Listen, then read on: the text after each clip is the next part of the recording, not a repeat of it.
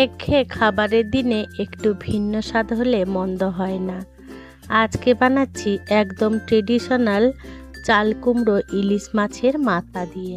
ইলিশ মাছের মাথা দিয়ে যদি চাল কুমড়ো বানানো হয় তাহলে তরকারির স্বাদটা অসাধারণ হয়।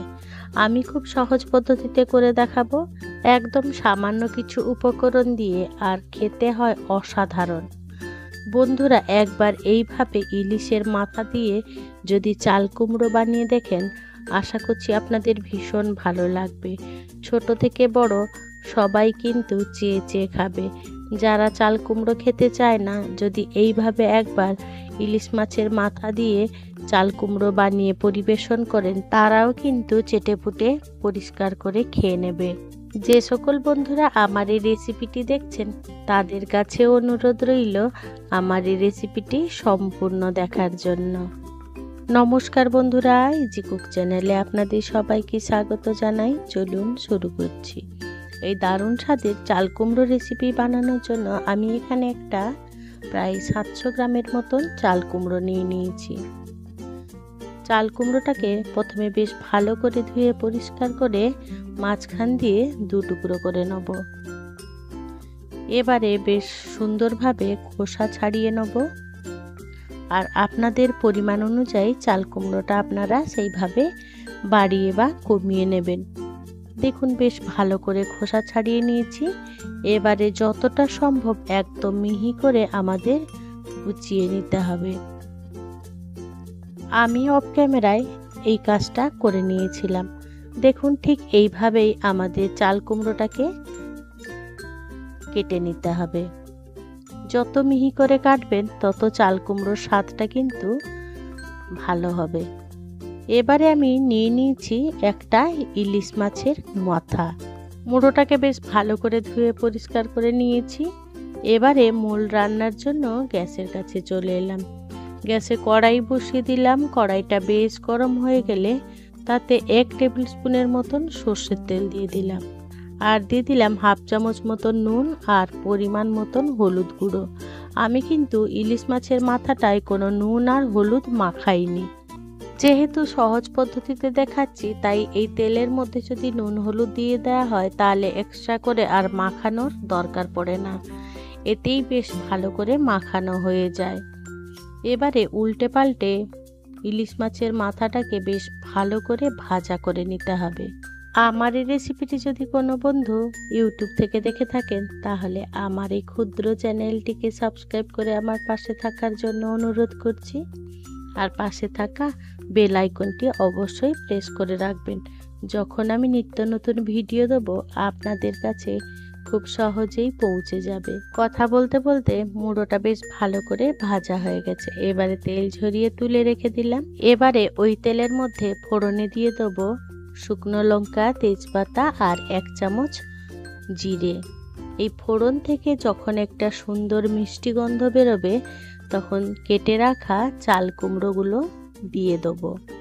দিয়ে বেশ ভালো করে নাড়াচাড়া করে চাল কুমড়োটাকে একটু মিশিয়ে নেব। এবারে বেশ ভালো করে মেশানো হয়ে গেলে স্বাদ মতো নুন দিয়ে দিলাম, পরিমাণ মতন হলুদ গুঁড়ো দিয়ে দিলাম, আর দিয়ে দিলাম 1 চামচ লঙ্কা গুঁড়ো, 1 চামচ আদা বাটা দিয়ে সমস্ত উপকরণগুলোকে বেশ ভালো করে আবারও মিশিয়ে নেব। ঝালটা অবশ্য আপনাদের পরিমাণ অনুযায়ী অর্থাৎ টেস্ট অনুযায়ী বাড়িয়ে বা কমিয়ে নেবেন। আমার এই রেসিপিটি যদি কোনো বন্ধু ফেসবুক থেকে দেখে থাকেন, তাহলে আমার পেজটিকে লাইক ও ফলো করে দেওয়ার জন্য অনুরোধ করছি। এবারে কথা বলতে বলতে দেখুন চাল কুমড়োটা বেশ ভালো করে মেশানো হয়ে গেছে, অর্থাৎ একটু সাঁতলে নিয়েছিলাম। আর নুন দেওয়ার কারণে অনেকটাই জল বেরিয়ে এসেছে। এবারে ভেজে রাখা ইলিশ মাছের মাথাটা দিয়ে দিলাম। এবারে চাল কুমড়োগুলো এই ইলিশ মাছের মাথাটাকে কভার করে দেবো, যাতে চাল কুমড়োটাও সেদ্ধ হবে, তার সাথে সাথে মাছের মাথাটাও সুন্দরভাবে সেদ্ধ হবে। এবারে ঢাকা চাপা দিয়ে রান্না করে নেব। দেখুন অনেকটাই জল বেরিয়ে এসেছে। এই পর্যায়ে কিন্তু আমরা কোনো রকম জল ব্যবহার করিনি। আমি ঢাকা চাপা দিয়ে প্রায় 6-7 মিনিটের মতন রান্না করে নিয়েছিলাম। আর গ্যাসের ফ্লেম একদমই লো টু মিডিয়াম আঁচে রেখে রান্নাটা করে নিয়েছিলাম। দেখুন বেশ চাল কুমড়োটা সুন্দরভাবে সেদ্ধ হয়ে গেছে, আর ইলিশ মাছের মাথাটাও বেশ ভালো করে সেদ্ধ হয়ে গেছে। এবারে বেশ নাড়াচাড়া করে আমাদের এই জলটা শুকিয়ে নিতে হবে। আর মাছের মুড়োটা এরকম খুন্তি দিয়ে ভেঙে মিশিয়ে নেব, তাতে এই মাছের ফ্লেভারটা সমস্ত চাল কুমড়োর সাথে মিশে যাবে আর খেতেও ভীষণ ভালো হবে। তবে বন্ধুরা চেষ্টা করবেন এই চাল কুমড়োতে জল না দেওয়ার, জল দিলে কিন্তু একদমই পানসে লাগবে, তাই একদমই জল ছাড়া রান্না করার চেষ্টা করবেন। এবারে তরকারি ব্যালেন্সের জন্য আমি এখানে 1 চামচ চিনি দিয়ে দিলাম আর একটা লঙ্কা দিয়ে দিলাম। বন্ধুরা চিনিটা অবশ্যই দেবেন, তাতে চাল কুমড়োটা খেতে কিন্তু ভীষণই ভালো হবে। আর আপনারা যদি একান্তই অপছন্দ করেন চিনিটা, তাহলে সামান্য একটুখানি দেবেন। আর এই চাল কুমড়োতে আমরা কোনো রকম মশলা ব্যবহার করব না, যেহেতু ইলিশ মাছের মাথা দিয়ে আমরা বানাচ্ছি, তাই অন্য কোনো মশলা দিলে তাহলে ইলিশ মাছের ফ্লেভারটা অতটা থাকবে না। তাই এই রকম কম মশলায় এরকম ঝটপট আপনারা রান্না করে নিতে পারেন। এবারে দেখুন সুন্দরভাবে জলটা শুকিয়ে এলে এবারে আমি গ্যাসের ফ্লেম অফ করে দিলাম আর পরিবেশন করে নেব। দেখুন কতটা সুন্দর হয়েছে, একদম গরম গরম ভাতে দুপুরবেলা একেবারে জমে যাবে।